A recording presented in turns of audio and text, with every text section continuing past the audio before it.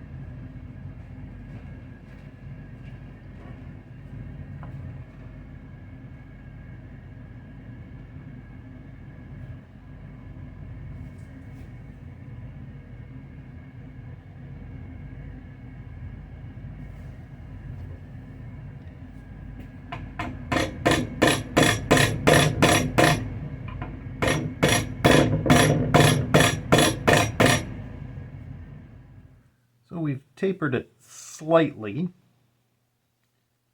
Put the, this is a very small, I think it's a 3/16 steel rod in. This is a 5/8 dowel. Very small. Like I said, this is going to be a small cane. So we drilled a hole in. We're going to line things up and epoxy it all together. And then final shaping.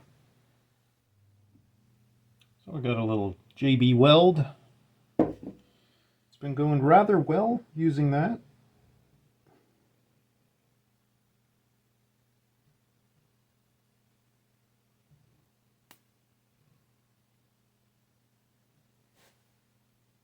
There we go.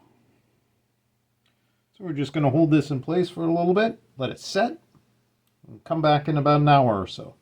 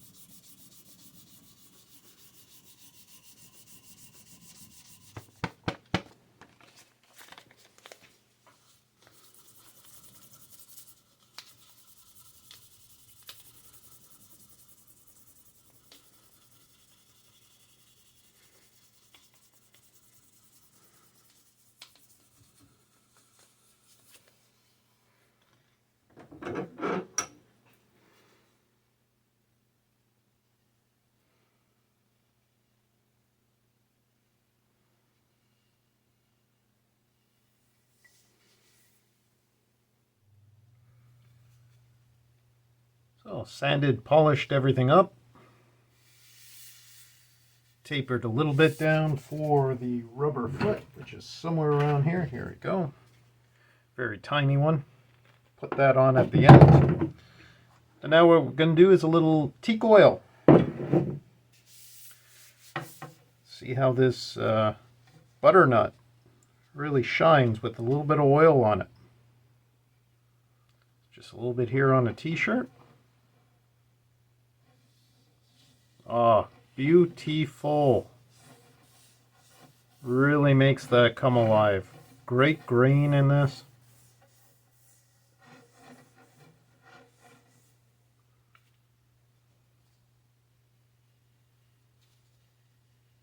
Absolutely beautiful. Kind of curious what this stick will be. Actually complements it quite nicely. Darken that up really well. Those two colors go together very nice. So let's finish this up. It's going to take a few more coats. I see it sinking in already. It's starting to get dull, so I'm going to have to keep reapplying. And we'll tune in soon. So what we're going to do is just a little beeswax coating on it. Has a nice feel. It gives that final polish and just a great overall feel in the hand. So we're just going to put on a nice generous coat, keep rubbing that in, let it dry, and then buff it off. On to the final stages now.